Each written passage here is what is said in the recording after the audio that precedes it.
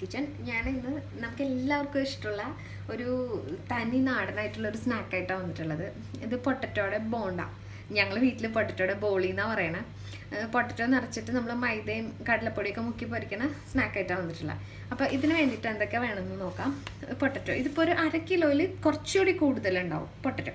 പിന്നെ ഞാൻ ഉരുളക്കിഴങ്ങ് വേവിക്കുമ്പോൾ നിങ്ങൾ ശ്രദ്ധിക്കണം, ഒരുപാട് വെന്ത് പോവരുത്, തൊലി കളഞ്ഞിട്ട് വേവിക്കരുത്. അധികം വെള്ളത്തിലിട്ട് വേവിച്ചിട്ടുണ്ടെങ്കിൽ ഒരുപാട് നേരം വേവിച്ചാൽ ഈ പൊട്ടറ്റോ ഇങ്ങനെ കുറച്ച് വെള്ളം കയറി ലൂസായി പോയാൽ നമുക്ക് ഈ ബോണ്ട നല്ല വൃത്തിക്ക് ഉണ്ടാക്കി എടുക്കാൻ പറ്റില്ല. അപ്പോൾ ഞാനിപ്പോൾ എന്താ ചെയ്യാന്ന് വെച്ചാൽ ഈ പൊട്ടറ്റോ ഇപ്പോൾ നിങ്ങൾക്ക് നോക്കിയാൽ തന്നെ കാണാം, ഈ പൊട്ടറ്റോ ഉണ്ടല്ലോ തൊലിയോട് കൂടി നന്നായിട്ട് കഴുകിയിട്ട് ഒരു ചെറിയ വര ഇങ്ങനെ ഇടും കത്തി കൊണ്ട്. എന്നിട്ട് തൊലി കളയാണ്ടാണ് ഞാൻ കുക്കറിൽ ഇടുക. പൊട്ടറ്റോ ഇട്ടിട്ട് പൊട്ടറ്റോ മുങ്ങണ വരെ വെള്ളം ഒഴിച്ച് കുറച്ച് ഉപ്പ് ഇടും. ചെറിയ ഉപ്പ് ഇതിൽ കയറും ഈ വരയുള്ളതുകൊണ്ട്, നമ്മളിങ്ങനെ വരയണോണ്ട് കത്തി കൊണ്ട്. എന്നിട്ട് ഹൈ ഫ്ലെയിമിലിട്ടിട്ട് 2 വിസിൽ വരുത്തും. അപ്പോൾ 2 വിസിൽ വരുമ്പോൾ എന്ന് വെച്ചാൽ ഹൈ ഫ്ലെയിമിലായതുകൊണ്ട് ഫസ്റ്റ് വിസിൽ വന്ന് അപ്പം തന്നെ സെക്കൻഡ് വിസിലും വരും. എന്നിട്ട് പിന്നെ ഫ്ലെയിമിൽ നിന്ന് മാറ്റി കഴിഞ്ഞിട്ട് ഈ വിസിലുണ്ടല്ലോ, ഈ കുക്കറിൻ്റെ ഉള്ളിലുള്ള പ്രഷർ ഫുള്ളായിട്ട് പോയി കഴിയുമ്പോൾ നമ്മൾ തുറന്നിട്ടുണ്ടെങ്കിൽ പൊട്ടറ്റോ പെർഫെക്റ്റ് ആയിട്ട് വെന്തിട്ടും ഉണ്ടാവും. നമുക്ക് ഇങ്ങനെ വരഞ്ഞിട്ടുള്ളതുകൊണ്ട് എളുപ്പം ഇങ്ങനെ ഉലിച്ച് തൊലി കളയാനും പറ്റും. അപ്പോൾ ഇവിടെ പൊട്ടറ്റോ ഇങ്ങനെ തൊലി കളഞ്ഞ് ഞാൻ വെച്ചേക്കാണ്. നമുക്ക് ഇനി ഇത് നന്നായിട്ടൊന്ന് മാഷ് ചെയ്തെടുക്കണം. പിന്നെ ഇതിന് വേണ്ടിയിട്ട് സവാള വേണം, 3 സവാള വേണം. പിന്നെ കുറച്ച് കറിവേപ്പില, വെളുത്തുള്ളി, ഒരു 4 അല്ലി വെളുത്തുള്ളി എടുത്തിട്ടുണ്ട് ഞാൻ. ഒരു 1.5 ഇഞ്ച് കഷ്ണമുള്ള സ്ക്വയർ പീസ് ഇഞ്ചി, പച്ചമുളക്, ഇത്ര എടുത്തിട്ടുള്ളൂ. ഇപ്പോൾ വെളുത്തുള്ളിയുടെ ഇഞ്ചിയുടെ അളവ് നിങ്ങളുടെ ഇഷ്ടത്തിന് മാറ്റണം. എനിക്ക് ഒരുപാട് ഇഞ്ചി വെളുത്തുള്ളിയുടെ ഇത് ഇഷ്ടമില്ല, പക്ഷെ കുറച്ച് നമ്മൾ ചേർത്തിട്ടില്ലെങ്കിൽ ഇത് പൊട്ടറ്റോ ആയതുകൊണ്ട് ഗ്യാസും പിന്നെ വയറിന് എന്തെങ്കിലും ഒരു ഇറിറ്റേഷനൊക്കെ വരാതിരിക്കാൻ വേണ്ടിയിട്ട് കുറച്ച് ഇഞ്ചി വെളുത്തുള്ളിയും ചേർക്കണം, നല്ലതാണ്. പിന്നെ ഇതിലേക്ക് ഞാൻ ചേർക്കണ പൊടി എന്ന് പറഞ്ഞിട്ടുണ്ടെങ്കിൽ കുറച്ച് ഗരം മസാല, ഒരു 1/4 ടീസ്പൂൺ ഗരം മസാലയും ഒരു 1/2 ടീസ്പൂൺ കുരുമുളക് പൊടി, ഇത്രയും മാത്രമേ ഞാൻ ചേർക്കണുള്ളൂ. ഇത് ഉമ്മയുടെ റെസിപ്പിയാണ്, ഞാൻ അങ്ങനെ തന്നെ ഉമ്മ ചെയ്യണ പോലെ തന്നെയാണ് ചെയ്യണത്. അപ്പോൾ ഇനി ഇത് വഴറ്റാൻ വേണ്ടി കുറച്ച് വെളിച്ചെണ്ണ. അപ്പോൾ ഇത്രയും സംഭവങ്ങൾ നമുക്ക് മതി ബോണ്ട ഉണ്ടാക്കാനായിട്ട്. അപ്പോൾ നമുക്കിനി ഞാനിതെല്ലാം ഒന്ന് അരിഞ്ഞെടുത്തിട്ട് നമുക്ക് ബോണ്ട ഉണ്ടാക്കാം. ഒരു പാൻ, നമുക്ക് ബോണ്ടയുടെ ആദ്യം മസാല ഉണ്ടാക്കണം, എന്നിട്ട് വേണം ബാറ്റർ മുക്കി ഫ്രൈ ചെയ്യാനായിട്ട്. അപ്പോൾ അതിന് വേണ്ടിയിട്ട് ഒരു 2 ടേബിൾ സ്പൂൺ എണ്ണ ഒരു കടായിലേക്ക് ഒഴിച്ചിട്ടുണ്ട്. ഇനി ഞാൻ എന്താ ചെയ്യണമെന്ന് വെച്ചാൽ നമ്മൾ എടുത്തു വെച്ച് ഇഞ്ചി, സവാള, പച്ചമുളക് എല്ലാം കൂടി ഇട്ട് കൊടുക്കണം. അപ്പോൾ ഞാൻ എളുപ്പത്തിന് വേണ്ടിയിട്ടൊരു ചോപ്പറിലിട്ട് എല്ലാം കൂടി ഒരുമിച്ച് അരിഞ്ഞിട്ടുണ്ട്. ഇതെല്ലാം കൂടി ഒരുമിച്ച് അരിഞ്ഞിട്ടാലും ഒരു പ്രശ്നമില്ല, എല്ലാം കൂടി ഒരുമിച്ച് നമുക്ക് സോട്ട് ചെയ്തെടുക്കാം. പിന്നെ പൊടിയായിട്ട് തന്നെ എപ്പോഴും അരിയണം. ഭയങ്കര വലിയ പീസസ് ആയി കഴിഞ്ഞാൽ നമ്മൾ ബോണ്ട പിടിക്കുന്ന സമയത്തും രസം ഉണ്ടാവില്ല. അതുപോലെ തന്നെ പിന്നെ ഇത് ഇടയ്ക്കിടയ്ക്ക് കടിക്കുകയും ചെയ്യുമ്പോഴും ഒരു ടേസ്റ്റ് കിട്ടില്ല. അപ്പോൾ അതുകൊണ്ട് കുറച്ചൊരു പൊടിയായിട്ട് അരിയാൻ നോക്കാം.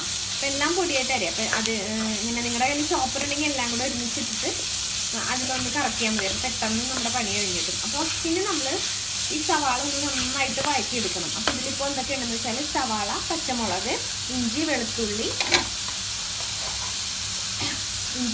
പച്ചമുളക്, സവാളയുണ്ട്, കുറച്ച് കറിവേപ്പിലയും കൂടി നമുക്ക് ഇട്ട് കൊടുക്കാം. ഈ സമയത്ത് നമുക്ക് വേഗം സവാള വഴന്ന് കിട്ടാനും എന്തായാലും നമുക്ക് ബോണ്ടയ്ക്ക് വേണ്ടിയിട്ട് ഉപ്പ് വേണമല്ലോ, അപ്പോൾ ഉപ്പിട്ട് കൊടുക്കുക. അപ്പോൾ ഈ ഉപ്പിട്ട് കൊടുക്കുന്ന സമയത്ത് നമ്മുടെ പൊട്ടറ്റോ നിങ്ങൾ ടേസ്റ്റ് ചെയ്ത് നോക്കണം.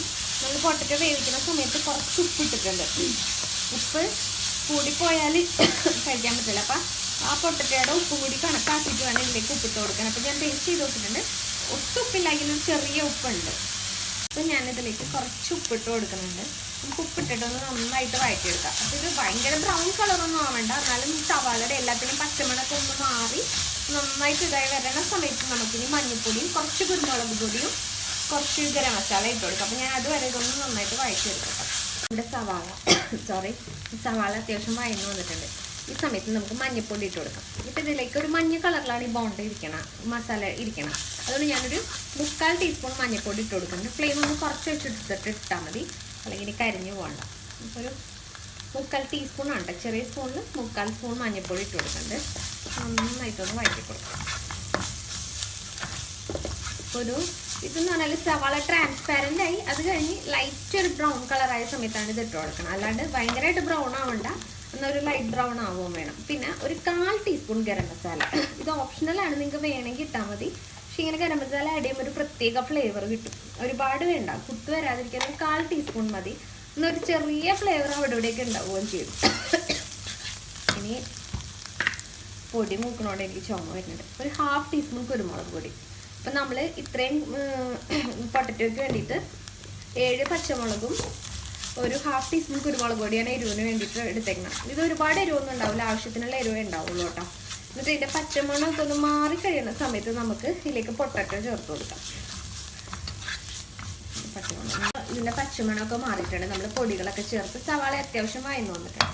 ഇനി നമുക്കിതിലേക്ക് നമ്മൾ വേവിച്ച് മാഷ് ചെയ്ത് വെച്ചേക്കുന്ന പൊട്ടറ്റോ ഇട്ട് കൊടുക്കാം.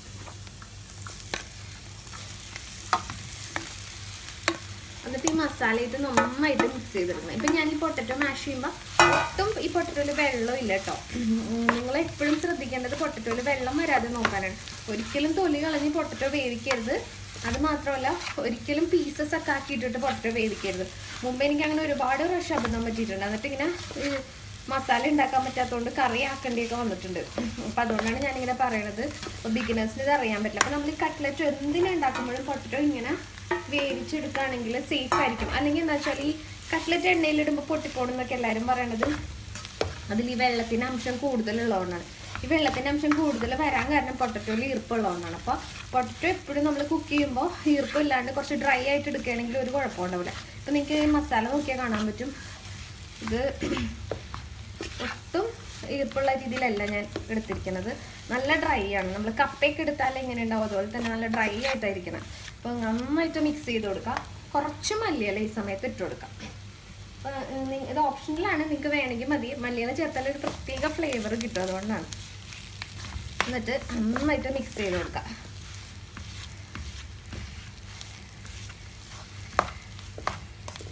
വീട്ടിൽ ഉമ്മ എപ്പോഴും ഉണ്ടാക്കി തന്നെ ഒരു പരിപ്പുവടയും പൊട്ടറ്റോടെ ബോണ്ടയും എപ്പോഴും ഉണ്ടാക്കി തരുന്ന 2 സ്നാക്സാണ്. ഞങ്ങൾക്ക് ഭയങ്കര ഇഷ്ടമാണ് കഴിക്കാനായിട്ട്.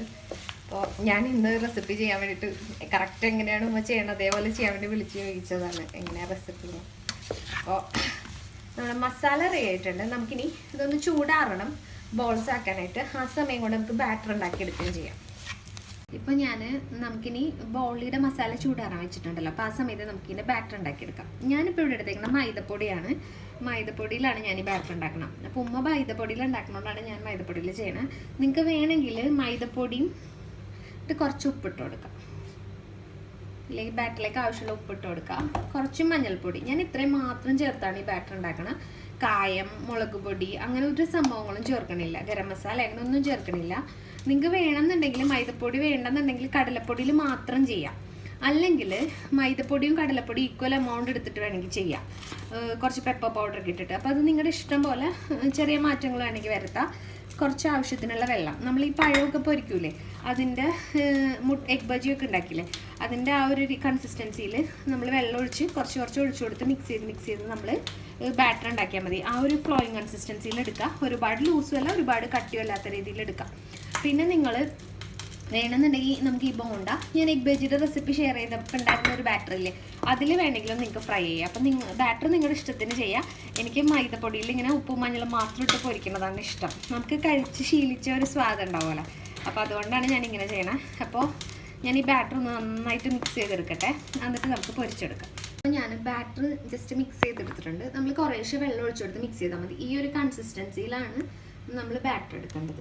വെള്ളത്തിൻ്റെ അളവ് പറയാത്തത് ഓരോരുത്തരും ഇതനുസരിച്ചിട്ടാണ് ഓരോരുത്തർ എത്ര വെള്ളം ചേർക്കണമെന്ന് വരിക. അതുകൊണ്ടാണ് ഉപ്പും മഞ്ഞൾപ്പൊടി മാത്രം ഇട്ടിട്ട് നമ്മൾ മൈദയിൽ കുറച്ച് വെള്ളം ഒഴിച്ചിട്ടാണ് കലക്കിയിട്ടുള്ളത്. വേണമെങ്കിൽ നിങ്ങൾക്ക് ഇതിലേക്ക് ഒരു ഉപ്പും കൂടി മുട്ടയും കൂടി ചേർത്ത് കൊടുക്കാം. അത് നിങ്ങളുടെ ഇഷ്ടം. ഇപ്പം ഞാൻ വെജിറ്റേറിയൻസിനും എല്ലാവർക്കും ഉണ്ടാക്കാൻ പറ്റണം എന്ന് ഓർത്തിട്ടാണ് ഉപ്പൊന്നും മുട്ടയൊന്നും ചേർക്കാത്തത്. ഏറ്റവും സിമ്പിളായിട്ടുള്ളൊരു ബാറ്ററാണ്. അപ്പോൾ ഇതല്ലെങ്കിൽ ഞാൻ പറഞ്ഞ പോലെ ഏതെങ്കിലും ഒരു ഓപ്ഷനുള്ളൊരു ബാറ്റർ നിങ്ങൾ എടുക്കാം. അപ്പം നമ്മുടെ പൊട്ടറ്റോയുടെ ബോണ്ടയുടെ ചൂടൊക്കെ ആറിയിട്ടുണ്ട് മസാലയുടെ. ഇനി നമുക്കിത് ഫ്രൈ ചെയ്തെടുക്കാം. ഇതിൻ്റെ കൺസിസ്റ്റൻസി എന്ന് പറഞ്ഞാൽ ഒരു പഴം പൊരിക്കണ കൺസിസ്റ്റൻസി എടുത്താൽ മതി കേട്ടോ. അപ്പം അതിന് വേണ്ടിയിട്ട് ഞാൻ ഒരു കുഞ്ഞ് ബോൾസ് ആയിട്ടാണ് പൊരിക്കേണ്ടത്, ഒരുപാട് വലുതല്ല. ഞാനിപ്പോൾ ഒരേ ബോണ്ടായിട്ട് നമുക്കിതിലേക്ക് ഇട്ടിട്ട് ഫ്രൈ ചെയ്തെടുക്കാം. അപ്പോൾ അതിന് വേണ്ടിയിട്ട് ഞാൻ ഫ്രൈ പാനിൽ കുറച്ച് വെളിച്ചെണ്ണ ഒഴിച്ച് ചൂടാക്കാൻ വേണ്ടി വെച്ചിട്ടുണ്ട്. അപ്പോൾ നമുക്കിനി ഓരോന്നായിട്ട് അതിലേക്ക് ഇട്ട് കൊടുക്കാം. അപ്പോൾ നമുക്ക് ബോണ്ട ഇട്ട് കൊടുക്കാം. എണ്ണ ചൂടായിട്ടുണ്ട് കേട്ടോ നന്നായിട്ട്. നിങ്ങൾക്ക് വെളിച്ചെണ്ണയിലോ സൺഫ്ലവർ ഓയിലോ ഫ്രൈ ചെയ്തെടുക്കാൻ പറ്റുമോ നിങ്ങളുടെ ഇഷ്ടം അനുസരിച്ച്. ഇപ്പം ഞാൻ നാടനായതുകൊണ്ട് ഞാൻ വെളിച്ചെണ്ണയിലാണ്. അപ്പോൾ സൺഫ്ലവർ ഓയിൽ ഫ്രൈ ചെയ്താലും കുഴപ്പമൊന്നുമില്ല, ടേസ്റ്റിനൊന്നും പ്രശ്നമൊന്നും ഉണ്ടാവില്ല. അപ്പോൾ നിങ്ങളുടെ ഈ ബോണ്ടയുടെ ബോളിൻ്റെ സൈസൊക്കെ നിങ്ങളുടെ ഇഷ്ടത്തിന് ചെയ്യാം. എനിക്ക് ചെറിയ ചെറിയ ബോൾസാണ് ഇഷ്ടം. അപ്പോൾ അതുകൊണ്ട് ഞാൻ ചെറിയ ബോണ്ടയാണ് ഉണ്ടാക്കുന്നത്. ഇങ്ങനെ അപ്പം ഇത് ഫ്രൈ ചെയ്തെടുക്കേണ്ടത് ഒരു മീഡിയം ഫ്ലെയിമിലിട്ടിട്ടാണ്. പൊട്ടറ്റോക്ക് ഉള്ളിൽ വെന്തതാണ്, പക്ഷെ എന്നാലും നമ്മൾ ഒരുപാട് ഹൈ ഫ്ലെയിമിലിട്ട് പൊരിച്ചിട്ടുണ്ടെങ്കിൽ അങ്ങോട്ട് കരിഞ്ഞു പോകും. അപ്പോൾ സേഫായിട്ട് എപ്പോഴും പൊരിക്കാൻ പറ്റണത് ചെറിയ മീഡിയം ഫ്ലെയിമിലിട്ടിട്ട് നമ്മൾ തിരിച്ചു മറിച്ചിട്ടിട്ട് ഫ്രൈ ചെയ്യുമ്പോഴാണ്. അപ്പോൾ ഒരേ ബോണ്ടയായിട്ട് ഞാൻ ഇട്ട് കൊടുക്കുന്നുണ്ട്.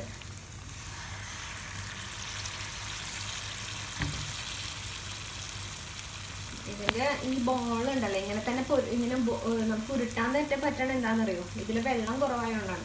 നിങ്ങൾക്ക് ഒരു പ്രാവശ്യം അബദ്ധം എനിക്കിങ്ങനെ ഒരുപാട് പ്രാവശ്യം പണ്ടൊക്കെ പറ്റിയിട്ടുള്ളതുകൊണ്ടാണ് ഞാനിങ്ങനെ പിന്നെയും പറയണത്. നമ്മൾ പൊട്ടറ്റോ എടുക്കുമ്പോൾ എപ്പോഴും ശ്രദ്ധിക്കാം.